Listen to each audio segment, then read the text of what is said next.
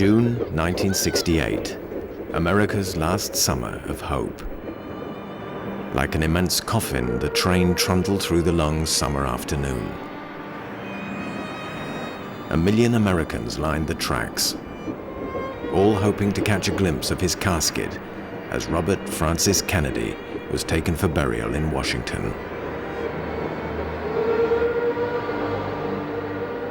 The poor, the despairing, the devout, widows whose husbands had died in Vietnam, blacks whose ghettos still smoldered, and the young, their dream broken far too soon.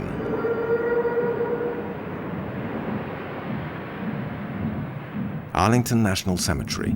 The two brothers are reunited, killed just 5 years apart. On November 22, 1963, in Dallas, President John F. Kennedy's death had ended American innocence. With his passing, it seemed America had plunged into unending violence and social turmoil. As Bobby Kennedy buried his brother, he was consumed by remorse and guilt.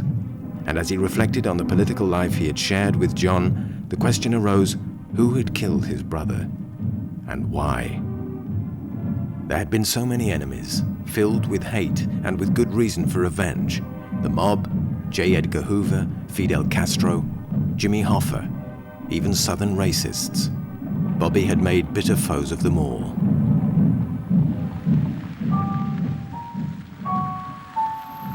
In January 1964, Lee Harvey Oswald's widow, Marina, testified before the Warren Commission, the investigation into JFK's assassination. Oswald had been killed by a hitman linked to the mob before he was able to confess about his actions in Dallas. Bobby did not believe the headlines. Oswald, he thought, had been the front man in a broader conspiracy.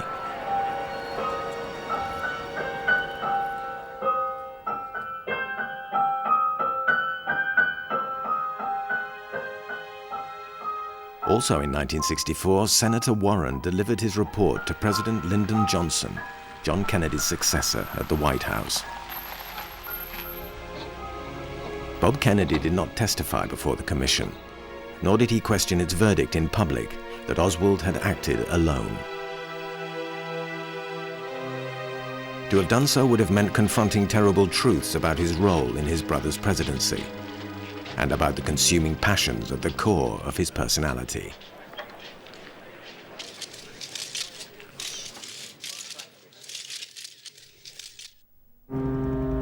The day the Warren report was delivered, Bobby took a break from campaigning in the state of New York to be alone. He was now haunted by the years he had devoted to his dead brother, and as he ran for office in his own right, he was finally forced to reflect on what he had done. What was it deep inside him that had created such furies and culminated in his brother's loss? Before he could escape his brother's shadow, he needed to learn from his past. Where had he gone wrong? Was it Jimmy Hoffa? There might be some question about Mr. Bridges. There is absolutely no question about Mr. Goldblatt. And evidently you agree. Hoffa had been his first moral crusade, a fitting opponent in his first great public fight. But had Bobby pursued Hoffa too relentlessly? On the basis of what is good for the American worker, the American citizen. Or otherwise you wouldn't have said, don't put me in their class. Don't you put me in a class that they're tagged. That's what I said. And I say tagged. But I want to have, if you will, sir, the record clear that there are no aspersions on me being associated with, controlled, or any part of the Communist Party in America.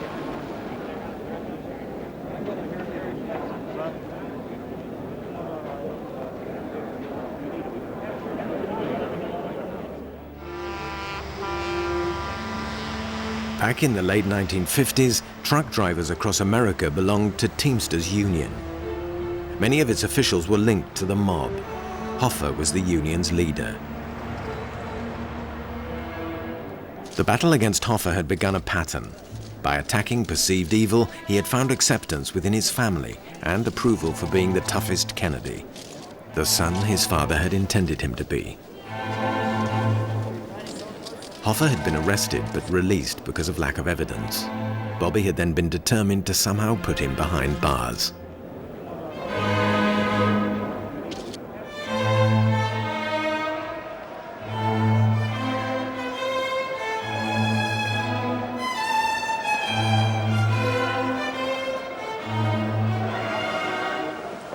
Hoffa was arrested tonight at about midnight. We just had an arraignment before the United States Commissioner here. I asked for an immediate hearing on behalf of Mr. Hoffa so that we could air these charges publicly right away, but the government asked for a 2-week continuance. But it had not just been his fight.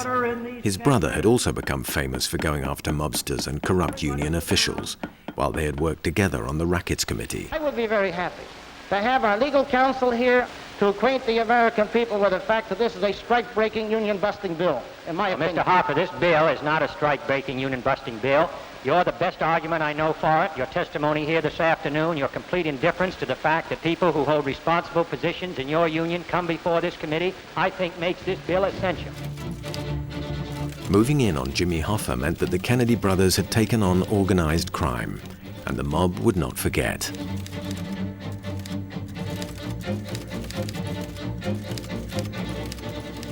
Kennedy is a liar.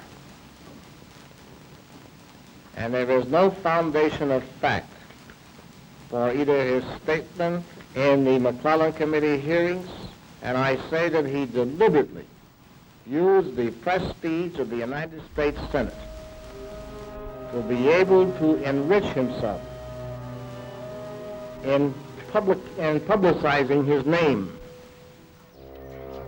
On reflection, Bobby could see that he had gone too far with Hoffa. He had been trying to prove himself as a Kennedy tough guy. From the very start, his role had been clear. He would be the ruthless operator who would devote his life to realizing his father's dream, making his older brother John President of the United States, whatever the cost. Well, I guess you're glad it's over, aren't you, Bobby? I am, Jack. Okay. In 1952, his father had ordered Bobby to be the uncompromising hidden operator who would organize John's campaign for a Senate seat.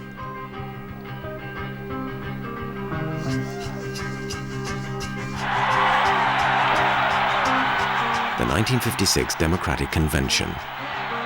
John, the rising young star of American politics. Bobby, the Kennedy behind his self-assured brother, handled the press and top party officials. He would now sacrifice his own ambition to win his brother the ultimate political power.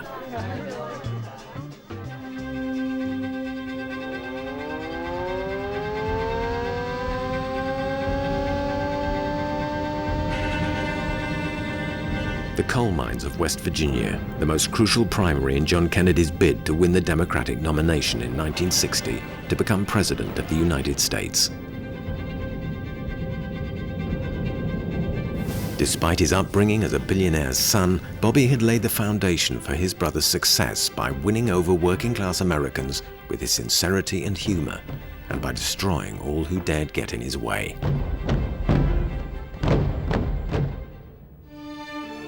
Thanks to Bobby, John F. Kennedy had arrived at the summer 1960 convention among the favorites. Thank you very much. I'm sorry that Behind the scenes, Bobby had fought ruthlessly to ensure his brother's nomination, bullying, threatening, making politics his battleground. But there had been a sour note. Lyndon B. Johnson, whom Bobby loathed, had been selected to run as vice president. His appeal to Southern white Democrats had been crucial, and so he had stayed on the ticket. Great appreciation to my brother Bobby, who has directed all our primary campaigns and the organization in all of them, as he did in my campaign for the Senate in 1952, and of course he has been the most essential figure. Election Day, 1960. The glamorous Kennedy and his wife Jacqueline easily eclipsed the Republican candidate, Richard Nixon.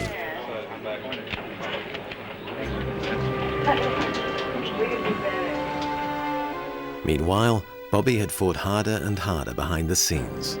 He had now become totally obsessed by the quest to win ultimate power and prestige for his Boston Irish family.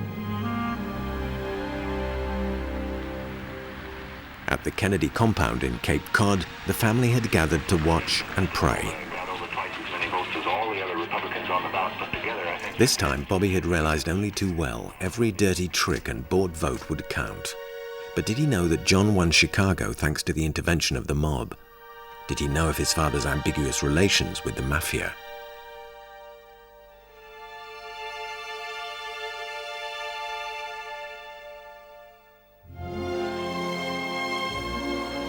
John's victory had been the narrowest in history. A new day and the dawn of a new era. Camelot, a period of mythical youth and glamour when a new generation would forge the so-called new frontier.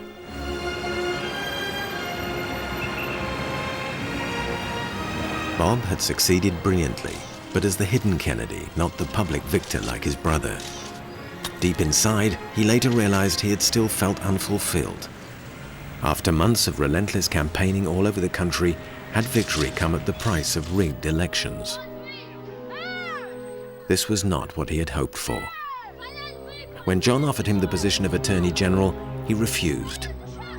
He needed to prove himself in his own right, as more than simply his brother's shadow.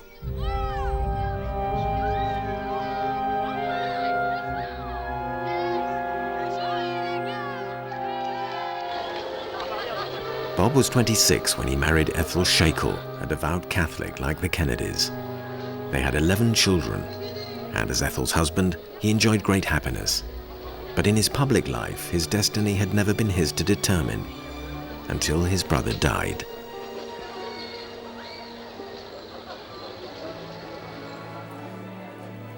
Bob would give in once again to his father's wishes.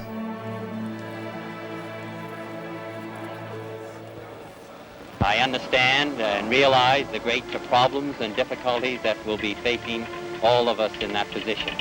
But I am familiar with the challenges from the work that I did in the Justice Department and later as Chief Counsel for the Senate Racket Committee. I know the great problems that face all of us as American citizens in this country. But I think a great deal can be done in this area and in many other areas. It had begun so promisingly, with Bobby becoming the most powerful law enforcer in America, Attorney General perfectly placed to continue to protect his brother. But had the sudden bestowal of enormous power corrupted him so much that he had used it recklessly? First, he took the powerful director of the FBI to task for devoting more of his time and energy to pursuing a handful of communists than to going after organized crime. This is Robert Pierpoint. There is the U.S. Department of Justice. You may be able to see lights burning in the 5th floor office of Attorney General Robert Kennedy. The Attorney General seldom leaves the office before 8 o'clock at night. Sometimes he and his assistants work until midnight or later. They are, for instance, pushing civil rights for a campaign against organized crime. All of this means homework. Somewhat unhappy wives complain that not only have they lost their husbands' evenings and weekends, even when the husbands are home, they bring the office with them. But that today seems to be the symbol of the vigor of the Kennedy administration. Had he gone too far, too fast, blinded by his naive hatred of corrupt men and their allies, the mob?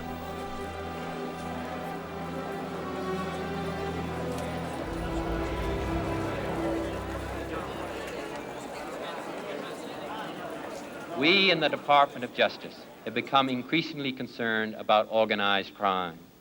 It has become so rich and so powerful and so well entrenched that it has often become beyond the reach of law. We know that federal and local law enforcement officers have been most effective against narcotics, auto theft, prostitution, bank robberies, kidnapping, and other crimes. I ask you to join Mr. Hoover and me in strengthening law enforcement in this country, in preserving its vigor and its vitality. He had underestimated J. Edgar Hoover, who had wanted the precocious Kennedy upstart to fail, and had known from the start through secret FBI reports that Bobby had wanted to replace him. Hoover had been far too powerful to push aside. He had collected damaging information on John Kennedy since the 1940s. In Hoover, Bobby had met an adversary who could not be intimidated, who would not hesitate to undermine him and his brother.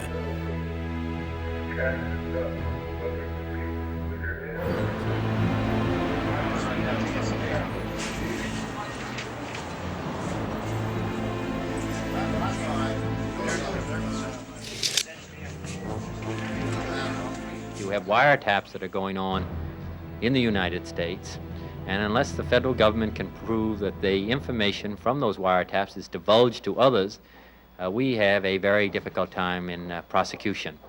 The result is that there are these wiretaps taking place of which we can do nothing. This law, this legislation that we have suggested and recommended, will now give authority to the Department of Justice and investigative agencies of the federal government to take action where wiretaps exist. Bob and Hoover agreed on one thing: the importance of wiretapping in taking down organized crime. Bob, however, wanted to make any decision on wiretaps the responsibility of the Ministry of Justice, that is to say, his own. The decision had quickly prompted a violent backlash. By voting Kennedy, the mob had banked on having bought themselves a measure of tranquility. Hoffa made it clear that certain limits had better not be overstepped. You leave indiscriminate wiretapping take place, leave it to the imagination of an attorney general like Bobby Kennedy, and you will find that we will have phones tapped in this country by the hundreds of thousands for no reason whatsoever except a personal desire to destroy those who may oppose him. Mr. Hoffa, are you accusing the Attorney General of rigging these hearings? I say that he's deliberately created the hearing for the purpose of trying to get through legislation of wiretapping that he has failed to do for the last 2 years. Thank you, sir. All things considered, Hoffa was right. And it was not just Hoffa who, within months of Bobby's arrival in Washington, became determined to get even with the Kennedys. Hoover had in his possession a letter from the mob saying that his official boss, Bobby, would not be missed. The letter had cited Bobby's Gestapo methods as Attorney General.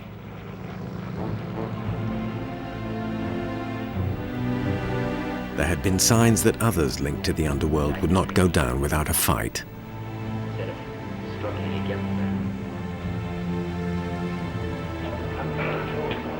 Meanwhile, in the White House, the brothers had faced their first serious crisis.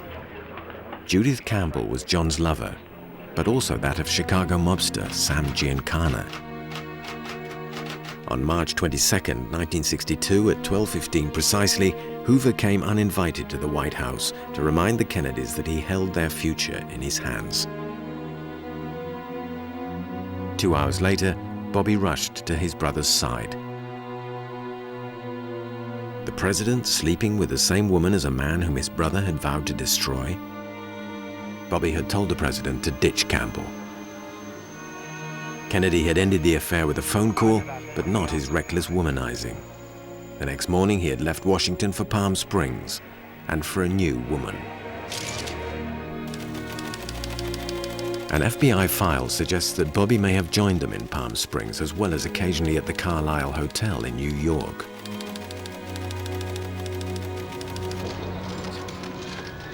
Whether in his personal or public life, Bob had been no saint.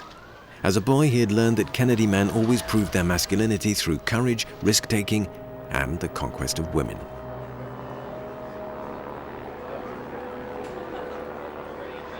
But it had not been Hoover or Hoffa or his brother's darker sexual instincts which had created the greatest crisis and shown him at his worst, but also at his best. It had been Bobby's dealings with Cuba, just a short flight from the USA. In the early years of his career, Bob had been part of Senator McCarthy's virulent anti-communist campaign.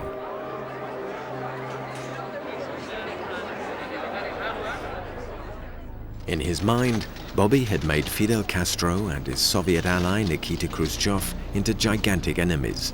His desire to destroy Castro had soon become a mania, when at the Bay of Pigs in 1961, hundreds of US-backed invaders of Cuba were killed or captured. This operation had originally been ordered by Eisenhower. Its total failure, however, had been blamed on Kennedy. For Bobby, it had been a crushing humiliation. He had seen his brother in tears. That night, he had sworn to get even. Now, Bobby vowed he would get Castro his own way, a way that was in keeping with the Kennedy instincts for concealment and subterfuge. Bobby had considered any means. He had turned a blind eye to the CIA plotting with the mafia in order to get rid of Castro. In fact, he had even gone so far as to support the plans by the Secret Service to have Castro assassinated.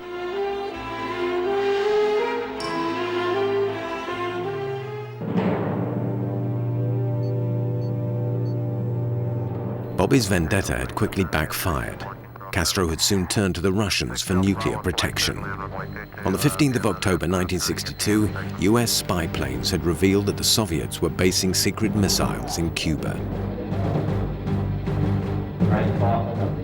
Faced with the greatest test of his presidency, John F. Kennedy now needed his brother more than ever.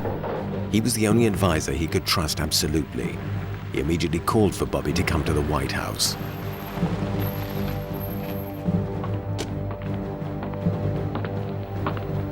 A different side to Bobby had begun to emerge. The rational diplomat who believed in negotiation and persuasion rather than combat. Going against the advice of the military, Bob had urged his brother to try to strike a secret deal rather than invade and bomb Cuba. Bobby and his brother had taken the world to the brink and had managed to survive. Now, I think that of all the president's advisors, Robert Kennedy brought more wisdom to that table than any other. He had the whole perspective in mind constantly. And I think that Robert Kennedy deserves more credit than any other of President Kennedy's advisors for the fact that we're here alive today.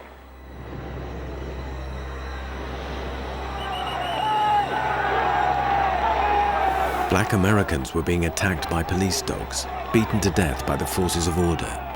Blacks, it seemed, had not yet been freed. In the South, they had been segregated and had filled with increasing rage. Race riots and civil rights demonstrations had spread across the nation, tainting the Kennedy image. When Americans had demanded, would it end? Night of hesitation, frustration, filibuster has been so awfully long. Oh God, we humbly ask, how much longer? How long? How long? How long? How long? How long? How long? How long? How long? How long? How long, oh God? Bobby did not back away from this challenge. He went to meet the demonstrators, pledging to improve matters. We say that a great deal more can be done. We say that we're going to do more. But we've got to consider where we started at. We want your help and assistance. Anybody that knows anyone, or any of you who are interested in working in the Department of Justice, you're welcome in the Department of Justice. The Kennedys had been forced to act before the civil rights question became another paralyzing crisis. If you haven't finished high school, it's very difficult in the next few years to get a job. But if you've finished high school and then you continue to make an effort, you can get a job. In September 1962, a black student, James Meredith, had tried to enter an all-white college in Alabama in the Deep South. Racists, such as Alabama Governor George Wallace, had been determined to stop him. What side had the Kennedys been on? The white Southern Democrats who bitterly opposed integration and whose votes had put Kennedy in the White House? Or the poor, the blacks, and the violently oppressed?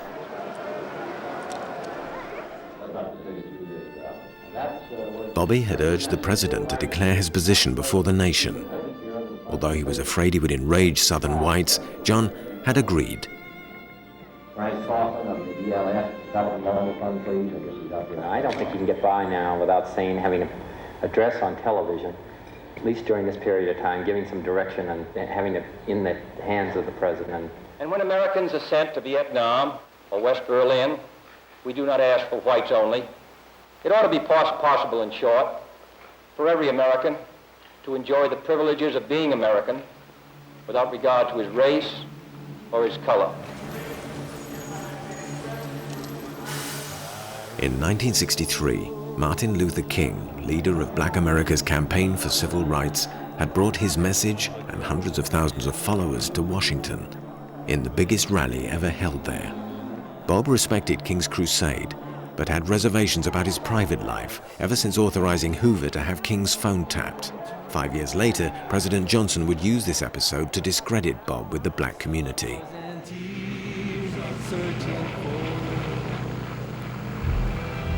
Not long after, President Kennedy had left Washington for Dallas.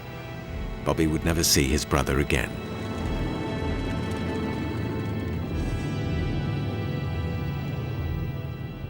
Time had suddenly run out. real progress on civil rights would be made by another president.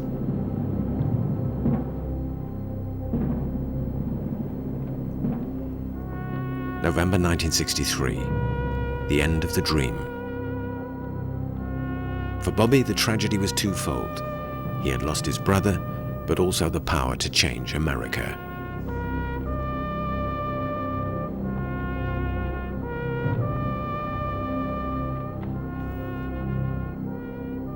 Bobby feared that his brother would now be remembered around the world as a well-intentioned martyr, and his presidency for its crises and final tragedy, not for its significant advances. And now Lyndon B. Johnson, whom Bobby had grown to despise, had replaced his brother in the Kennedy White House. For Bobby, it felt as if he was watching a coup d'etat.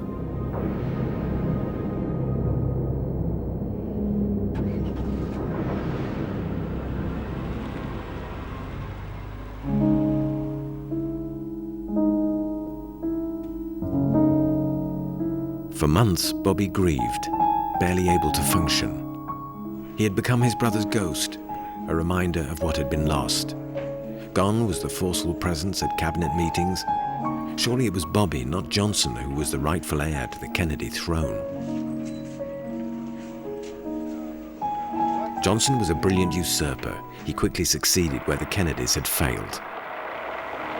This Civil Rights Act is a challenge to all of us to go to work in our communities and our states, in our homes and in our hearts, to eliminate the last vestiges of injustice.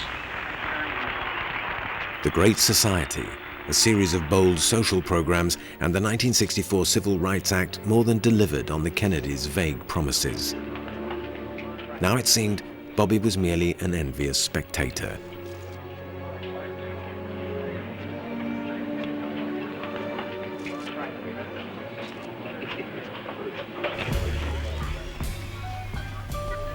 As he slowly emerged from his mourning, Bobby began to grope towards a new mission.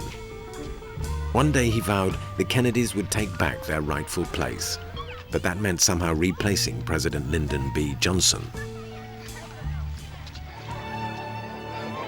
Bobby escaped from grief to Poland. On the streets, he realized he was at his most appealing, an incarnation of his brother.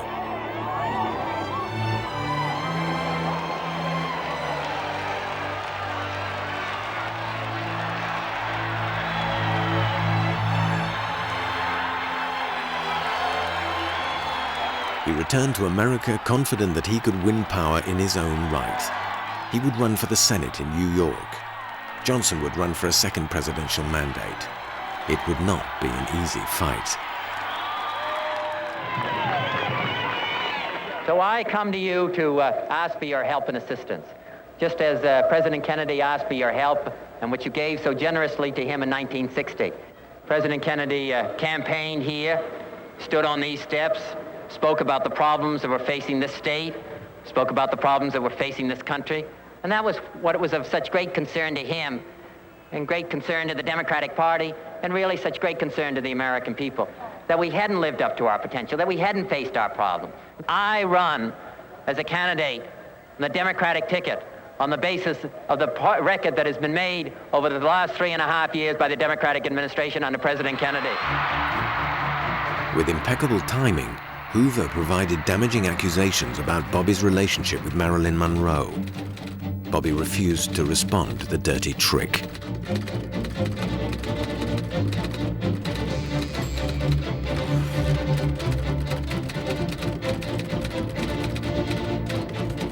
Johnson was not so easily dealt with.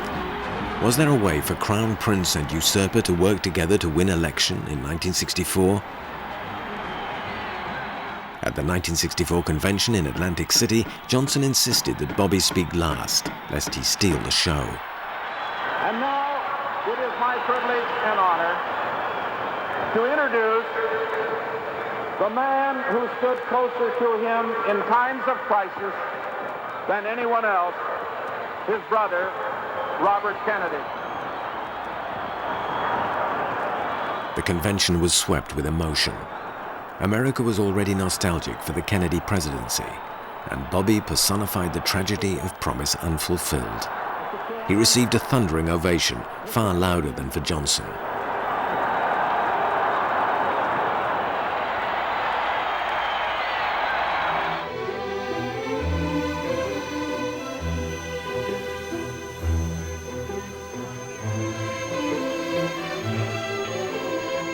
He was back on the campaign trail, but this time not to elect his brother.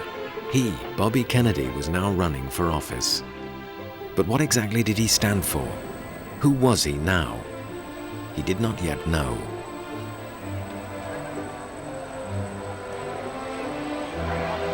So he played it safe, keeping close to his brother's persona, even imitating his gestures.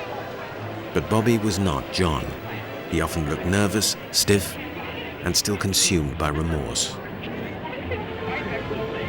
Then suddenly, at the University of Columbia in New York, a new Bobby Kennedy took form. Compassionate, radical, yet still tough. Former Attorney General of the United States and candidate for the United States Senate from New York, Robert F. Kennedy. I thought maybe that you'd have some questions and we could just proceed, and you want to try to do that? Could you tell us why you chose to run from New York? Just how extensive is your moral commitment to civil rights? Could you please elaborate on other specific issues? What specifically would you do? Many of us have been wondering whether or not you were going to ever issue a Do you have an answer to this statement. accusation? Mr. Kennedy. Would you be willing to offer a statement You now? mentioned the question of I housing. understand the state's problems today.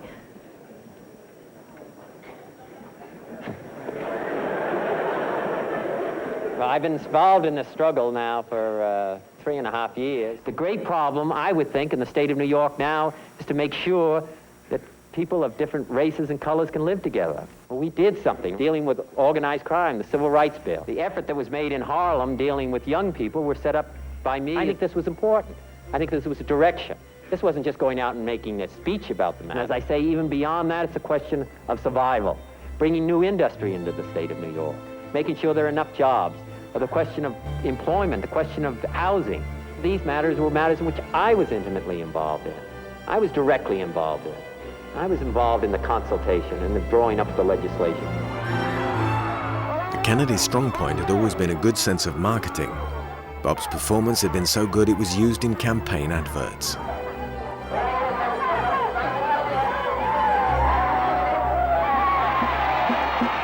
But by October, the campaign was losing ground among middle-class voters. Johnson came to his aid, needing to win the vital state of New York.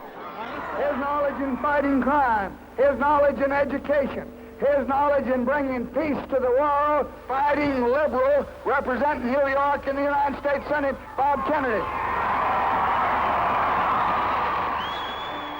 In the ghetto, though, Bobby did not need his help.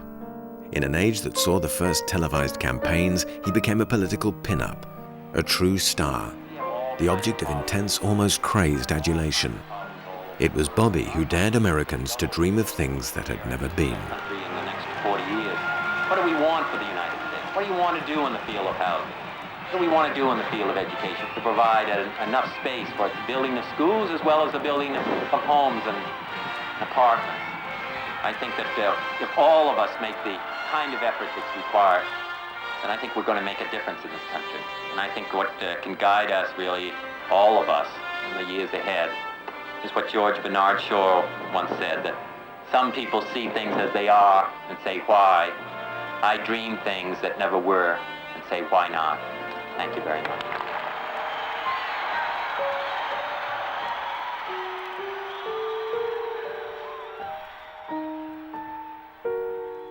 Johnson won the 1964 race with a powerful mandate for change. Unlike his predecessor, it was the greatest victory in modern times.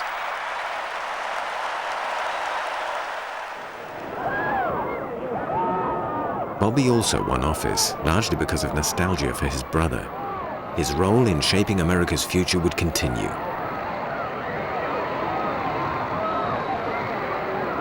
And so would his enemies' attempts to destroy him.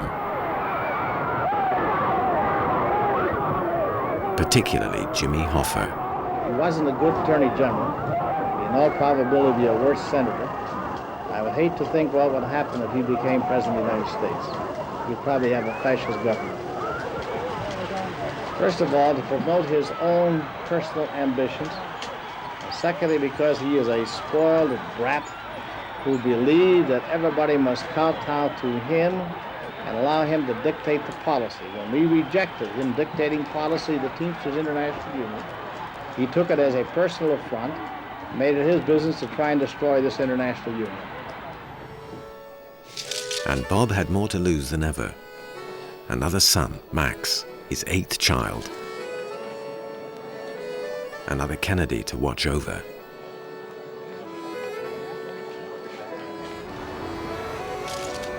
Now that John was gone, Bobby was also the head of the entire Kennedy clan. I'm sitting here thinking about the poems I used to write when I was just a little boy. There were, of course, Ethel and his own children, but also Jackie and John and Caroline, the children of his dead brother. And I gotta get the world off of my back. In fact, he was now the one who personified the hopes of the Kennedys. One day, he would truly change America. But if he was to regain the White House, he would need to become a national and international figure once more. Don't drop it, David, I'll kill you!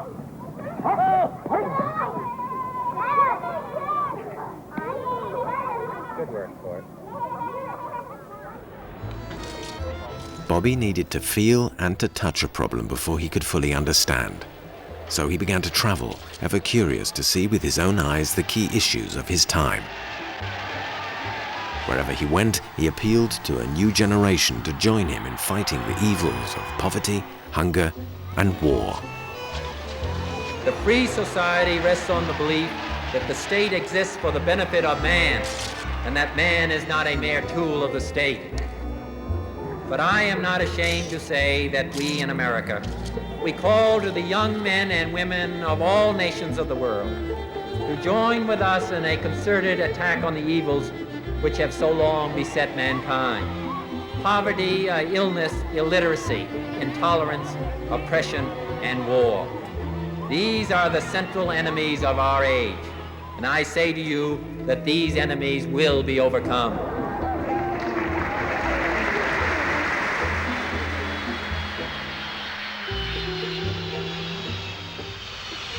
But it was in America that radical change was well overdue. The American ghetto was still burning in Los Angeles, in Detroit, all across the nation. Some cities resembled war zones, endless blocks lying in smoldering ruins, soldiers patrolling to maintain increasingly fragile order.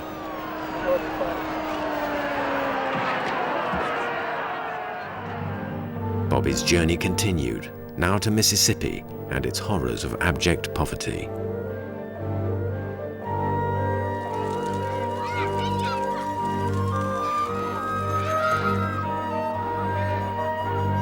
What he saw shocked him to the core.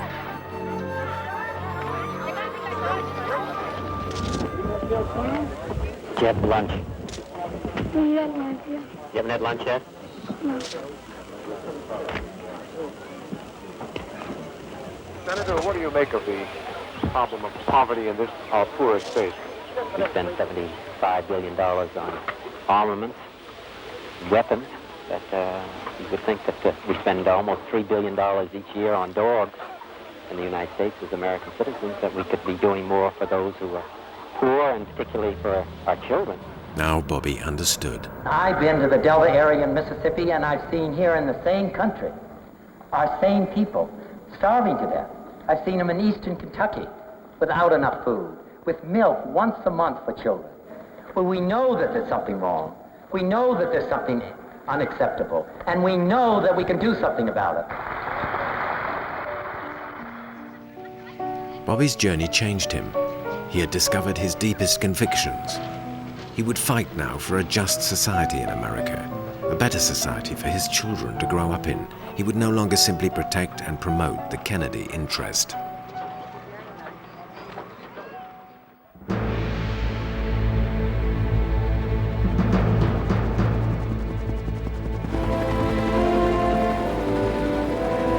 It was Vietnam, though, that was to become the turning point in his political destiny.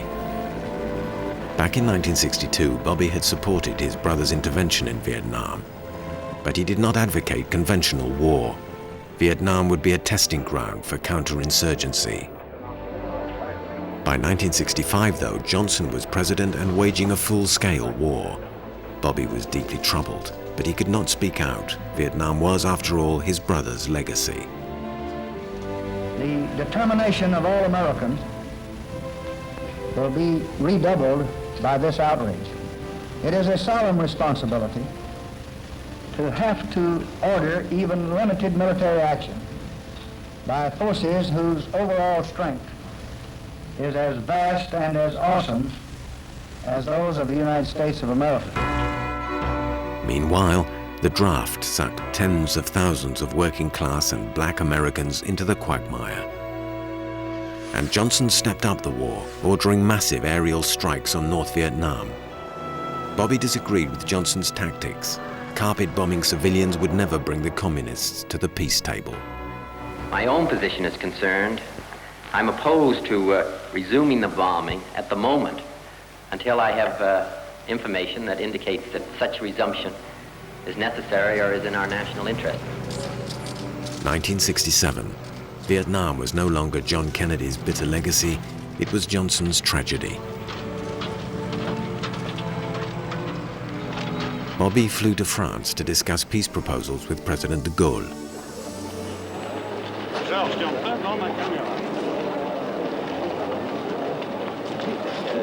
Without any question, if France and General de Gaulle are going to play an important role in any successful effort that we may have in finding a peaceful solution to the struggle in Vietnam, and if that's not recognized by the spokesman in Washington, then we are in a greater difficulty than I had thought. Thank you very much. Back in America, President Johnson was enraged. He believed the war could still be won. On Bobby's return, Johnson summoned him to the White House. "I'll destroy you and every one of your Dove friends in 6 months," he threatened. "You'll be dead politically." At his press conference last week, the president indicated that people who criticized his plans for Vietnam weren't in full possession of the facts. I don't know. You'll have to ask him. Well, do you feel that you're in full possession of the facts? I think he's the best one to ask, really. Do you feel there is any way that the president could take steps to abbreviate your political career, sir? I don't think he's probably interested in that. Senator, do you Thank feel you. Bobby was now politically isolated, but determined to defy Johnson and his allies.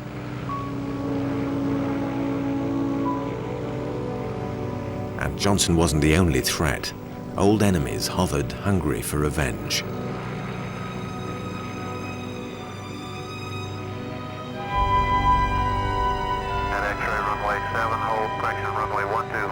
It was revealed that Bobby had ordered wiretaps on Martin Luther King and many others. It was Hoffa, of all people, who pointed the finger. Jimmy, you said you were in possession of a tape that would be very damaging to Bobby Kennedy. Both criminally and from the standpoint of his image that he would like to build, that he is in favor of civil rights, but actually he destroys all the rights, not just civil rights, but all the rights of individuals who dare object to what he does. I take it this was a secret recording that you were able to get. I believe it's one that he never thought would become public. Let's put it that way. Bobby's reputation as a civil rights advocate lay in tatters. But he survived the scandal and now began a new fight to end Johnson's war. Johnson's policies in Vietnam were increasingly unpopular. Bobby's views were shared by more and more Americans. In 1961 and in 1962, as well as 1966 and 1967, we have been told that the tide is turning. We can soon bring our troops home. Victory is near. Once in 1962, I participated in such a prediction myself. But for 20 years, we have been wrong. The history of conflict among nations does not record another such lengthy and consistent chronicle of error as we have shown in Vietnam. As casualties soared and protesters took to the streets, Johnson's popularity plummeted.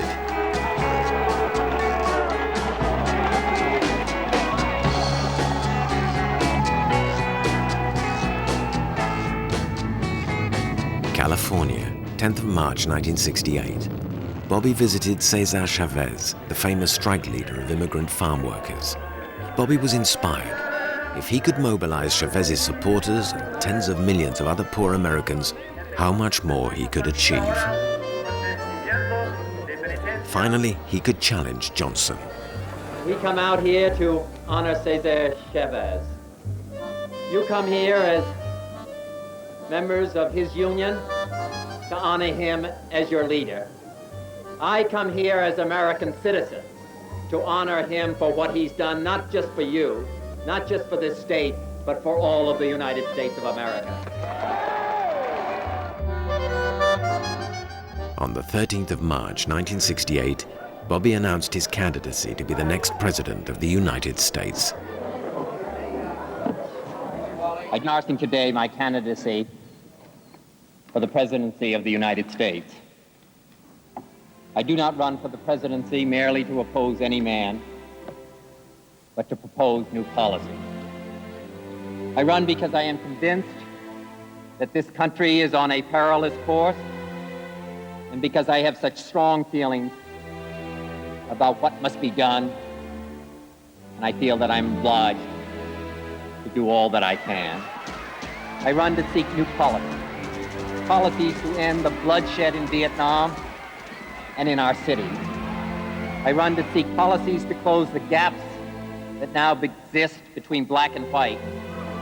The report of the Riot Commission has been largely ignored. I run for the presidency because I want to stand for hope between rich and poor. I run because I am convinced about what must be done between young and old. I run for the presidency because I want the Democratic Party to stand for hope instead of despair, for reconciliation of men instead of the growing risk of world war. I run because it is now unmistakably clear that we can change these disastrous, divisive policies only by changing the men who are now making them.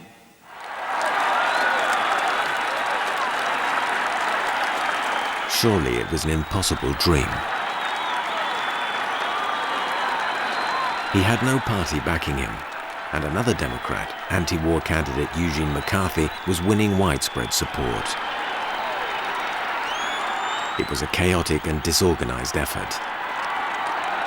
But on the streets, among the people, and watched by tens of millions on television, Bobby was once again electrifying.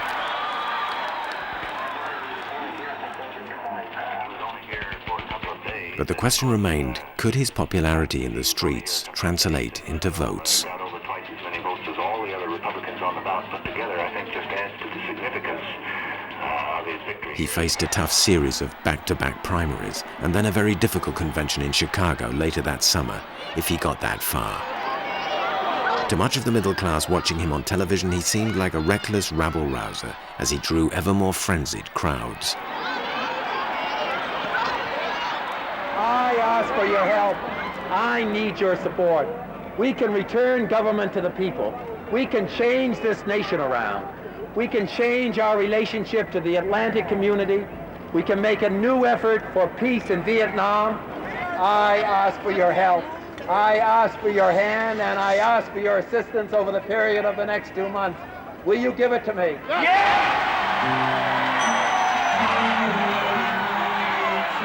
Wherever he went, he tapped into genuinely deep yearnings for the mythical romance and innocence of the Kennedy presidency, but also for healing, for an end to the hatreds tearing the nation apart. That suicide is painless. It brings on many changes, and I can take or leave it if I please. The game of life is hard to play. Gonna lose it anyway. The losing part of Sunday. So this is all I can say. Then all the bets were off. Johnson, ever more unpopular and racked by guilt over Vietnam, announced that he would not run for re-election.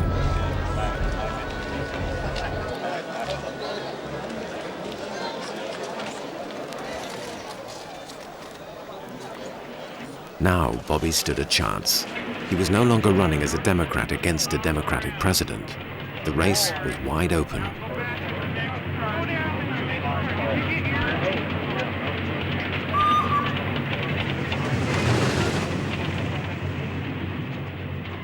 More and more Americans agreed with him.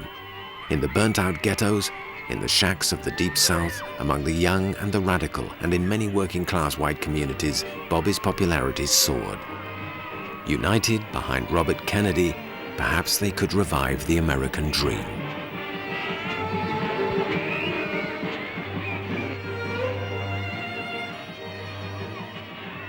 And then tragedy struck again. I have a dream that one day we will be able to work together, to pray together, to struggle together, to go to jail together, to stand up for freedom together. Bobby was flying to the Indianapolis ghetto to make a speech when he learned the news. His audience did not yet know. Ladies and gentlemen, I have some very sad news for all of you and people who love peace all over the world. Martin Luther King was shot and was killed tonight in Memphis, Tennessee. For those of you who are black and are tempted to be filled with hatred and mistrust of the injustice of such an act against all white people, I would only say that I can also feel in my own heart the same kind of feeling. I had a member of my family killed, but he was killed by a white man. What we need in the United States is not division, is not hatred, is not violence, but as Martin Luther King did, is love and wisdom and a feeling of justice toward those who still suffer, whether they be white or whether they be black. In the gathering darkness, Bobby now appeared to black Americans and many others as their only hope. He was an idol, to some a messiah. His worshippers felt his pain, wanted to share his optimism, to believe he was their savior. That April and May, in city after city, the dispossessed of all colors and faiths voted for him in huge numbers. At last, the White House was in sight. The destiny of this generation of Americans, to change the face of this nation, to deal with our problems, to talk about our divisions with candor and truth, to talk about what separates us and what divides us and what's good about the United States and what we can do about it. That's what I ask of you, to make your voices heard, not just in protest, not just being against, but that this country will have a new face. George Bernard Shaw once said, "Some people see things as they are and say, why? I dream things that never were and say, why not?" And I ask you to join me. Thank you very much. On the night of King's death, Bobby had confided in an aide, "That could have been me." He told others that summer that he was doomed. Somewhere in some crowd, another killer lurked with his finger on a trigger. But Bobby did not show fear and did not ask for protection.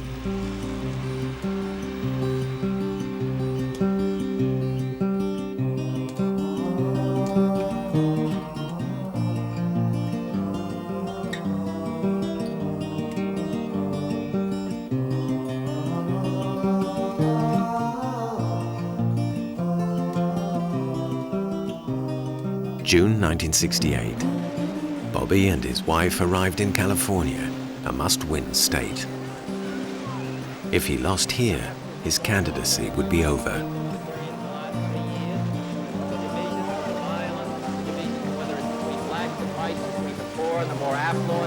Between age groups or in the war in Vietnam. But he won. And I intend to make that my basis for running and over the period of the next year. So, my thanks to all of you, and now it's on to Chicago, and let's win there. Thank you. He had not run this time as John's inheritor, but as his own man, a Kennedy who would truly change America.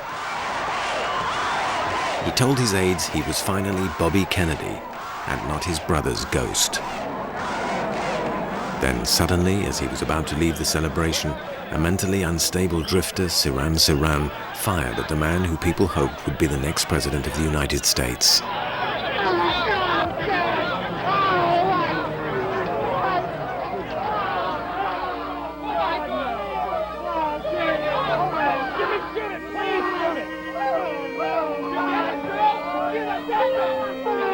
The senator's final words were to his wife, "Is everybody else all right?"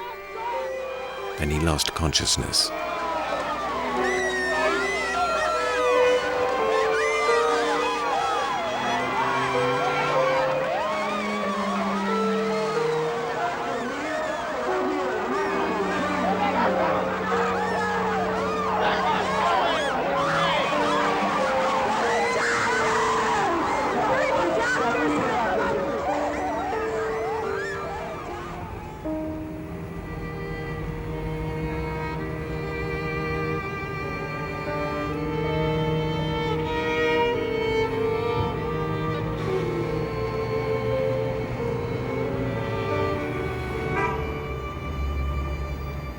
Robert Kennedy died 2 days later.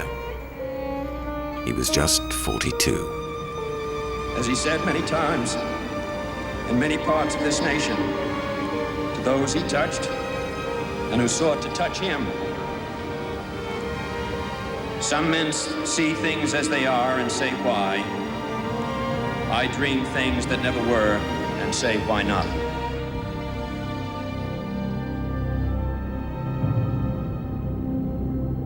Once again, America was in mourning. More than 100,000 people of every age, religion, color, and class filed past his coffin as he lay in state in New York. In death, he had truly united America.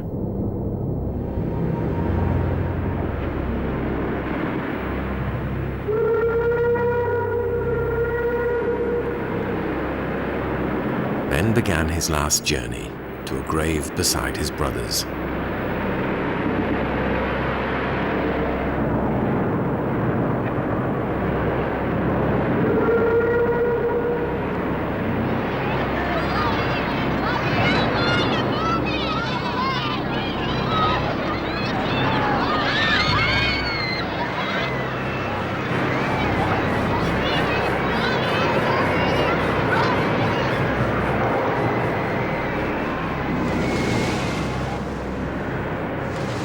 As one black mourner's sign read, "We have lost our last hope."